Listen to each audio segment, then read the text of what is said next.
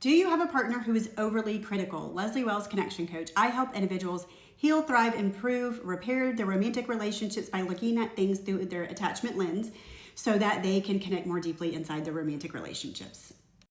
So if you have a partner who is overly critical, you probably are with a fearful avoidant. And I am someone who is a former fearful avoidant leaning anxious. And so this is a tactic or self-protective measure that the fearful avoidant often uses that is damaging to the relationship. And so I hate to talk about this, but I've definitely done this before. And this is something I can still slip back into and have to go back and repair and do my own work. And so let me just preface this by saying this is absolutely not acceptable behavior, but I will at least explain why the fearful avoidant does it, and they need to understand why they do it so they can become more aware and start doing their work to show up differently for their partner. If you're unfamiliar with the fearful avoidant, go back and look at some of my other videos where I really go into depth on the fearful avoidant attachment style and where that came from in their childhood. But essentially, they learned in childhood, and they usually come from a background of some sort of trauma, whether there was a parent with substance abuse issues, mental health issues, a very unpredictable, really reactive parent, a lot of fighting, a parent who maybe was not around a lot, but they usually come from some sort of trauma.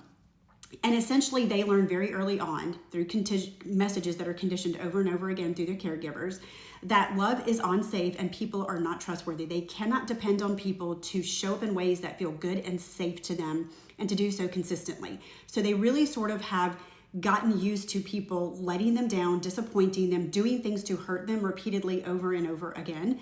And they carry this betrayal wound as a result of that. So they tend to look at people through a very negative lens because that has been their experience in relationships. They look at it through a negative lens. So they very much want intimacy and connection and closeness with other people, but they are also terrified of it because as soon as they get attached to someone, this trigger does not happen until there's attachment and they're invested in the relationship. But once they're really invested in the relationship, this fear kicks in that now that I'm attached to this person, they have the potential to hurt me, to betray me, to not show up well for me, to break my trust, and to make me feel unsafe. That's always been my experience in close relationships once I'm attached to somebody, because that's where it started with their caregivers. So essentially, when that point happens, they start to sort of push people away. They want to be close. So there's this push-pull where they draw them in, they want to be close, they lean in, and then they pull away because they are afraid that they're going to get hurt. So being critical comes from looking at people through a negative lens. If they automatically look at people through a negative lens, because that's been their experience with people a lot of the times, then they can sort of be aware of where that person's character flaws are to be able to decipher when or if they are going to become unsafe. So if you're someone who has found that people are not trustworthy and they're unsafe, then your brain is constantly scanning that person for signs that they are unsafe.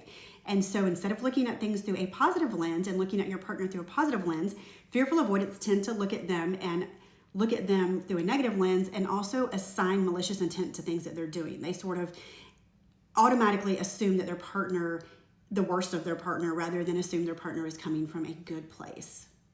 So when they are scanning to be safe, they'll sort of pick their partner apart and look at them under a microscope and really examine everything and be very verbal and vocal about all the things that they're doing wrong. And they're doing that because they're sort of moving the goalpost, which is another thing that the fearful avoidant does.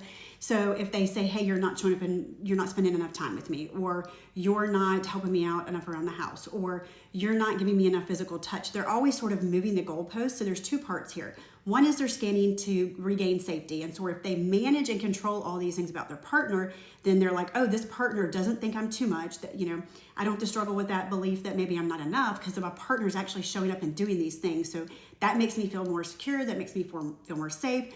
It builds trust for me. And then they constantly move the goalpost to see how many hoops is this person going to jump through so that I know they're going to show up well for me and they're not going to be that person that just starts dropping the ball, disappointing me, not showing up well for me. So it's this, and all of this is subconscious. They do not intentionally do this. This is not manipulation. This is all from the subconscious as a way to try to regain safety.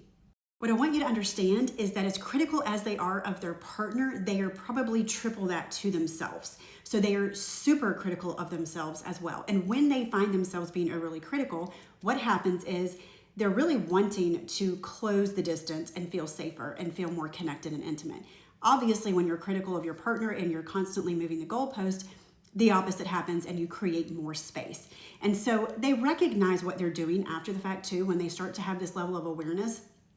And they really go to this place of deep, deep shame and remorse for making their partner feel bad. And shame sits so close for all insecure attachment styles. So they go to this place of shame and they really beat themselves up and like ruminate. They don't sleep. They can spend days. They have a hard time eating, but they feel very bad for creating that disconnection or that distance within the relationship. And they feel bad for just not showing up well. A lot of times they are with a fearful avoidant as well, or a dismissive avoidant who also struggles with shame. So they go into their place of shame, but their hypercriticalness also puts their partner into a place of shame where they withdraw. So again, you've got that push-pull that's going on whenever there's a fearful avoidant involved. Now, for me as a Christian, working on this was extremely important to me because a lot of the fearful avoidant tendencies and all the insecure attachment styles really mean that we do not show up in godly ways. If we are keeping ourselves trapped in shame versus conviction, shame is where the enemy wants you. Shame equals hiding and running and isolation, which is where the enemy gets you, and then you show up even worse, or you sort of get stuck in that shame cycle even worse, versus conviction that says, hey, this isn't right, this is not how I'm supposed to show up, I need to take this to God, and I need to turn around and show up better for my partner. And when you're constantly hypercritical of your partner, then you're not looking at them through God's eyes, and you're certainly not giving them the grace that you yourself have received. And you're really not giving yourself any grace either. And fearful avoidants really have to work on this negative lens of their partner and this always looking for betrayal or mistrust or disconnection. That really is us responding and coming and acting from a place of fear rather than a place of trust in God. So if you are a fearful avoidant and you have noticed that you tend to be very, very critical of your partner and you struggle with this and you tend to call them out a lot or be very vocal about all the things they're doing wrong and maybe not recognize all the things they're doing well, then this is something that I would encourage you to work on. If you have a partner who is fearful avoidant, maybe this gives you a little bit more understanding. It's not okay. I'm not saying it's okay for them to behave this way, but I'm just giving you a little bit of background and sort of what's happening behind the scenes subconsciously and how it relates to attachment. If you could use one-on-one coaching or you could use two-on-one coaching with your partner to help heal and earn secure attachment and heal from insecure attachment, then I am happy to help.